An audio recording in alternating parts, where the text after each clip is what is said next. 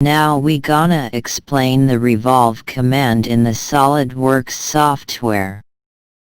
Insert menu. Boss/base. Revolve. Or in the command manager.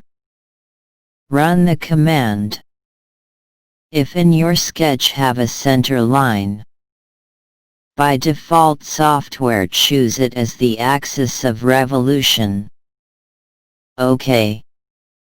Your revolution started in the sketch plane. First option is blind. By changing the value of direction 1 angle, determine your revolution angle. Or click on the arrows. OK. That's very good. The next option is up to vertex. You need a vertex to do it. And next is up to surface. OK. Choose this flat planar face. And you can see the changes. Again. Choose this curvy surface then. And click on it. And see the changes again in your 3D model.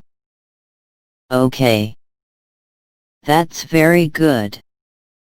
Click on the thin feature checkbox to see the changes on the profile sketch.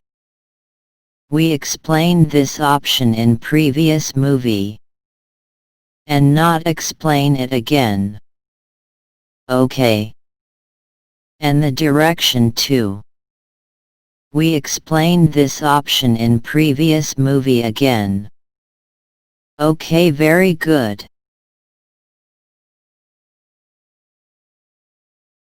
OK. For cut the 3D models. In Insert menu and Cut. Click on the Revolve command.